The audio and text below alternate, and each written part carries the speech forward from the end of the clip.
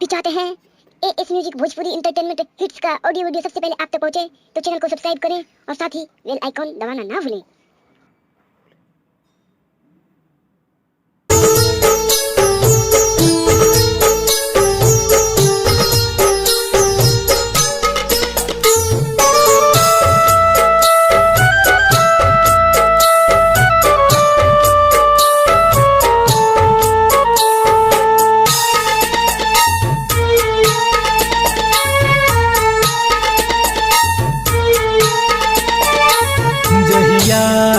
से तोहके देखनी तोहरे से प्यार भइल बा।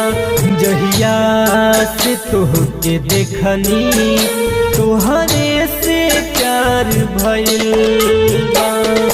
अखिया तोहर नसीले हाँ अखिया तोहर नसीले होठवा गुलाब भइल बा।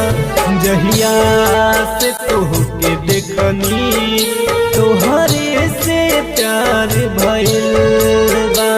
जहिया से तोहके देखनी तोहरे से प्यार भइल बा।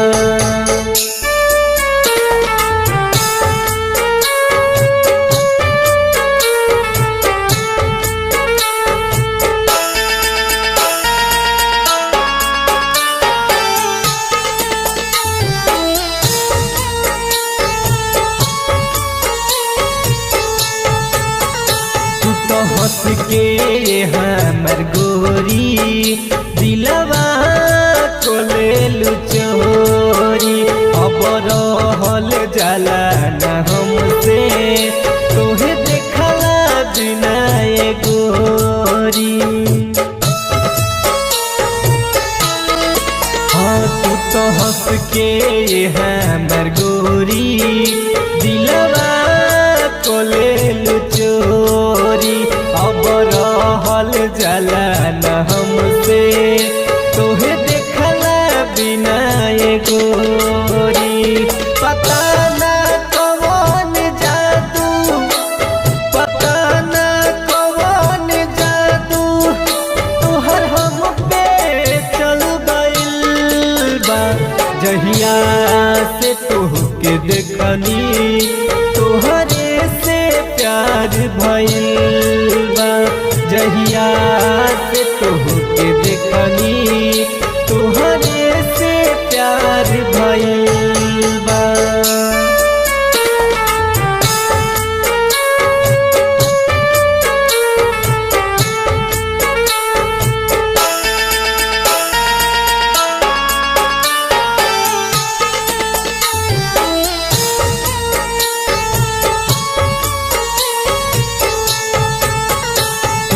कनमा के कनबाली होई उठवा के उठलान। देखी के रहल न जाला मन करे कि बाह में धली। हाँ तहर उठवा के उठलाली होई कनमा के कनबाली। देख के रहल न जाला मन करे कि बाह में धली। जयपाल सोनू सागर शंकर उमेंद्र सागर देख के बेहाल भइल बा। जहिया से तोहके देखनी तोहरे से प्यार भइल बा।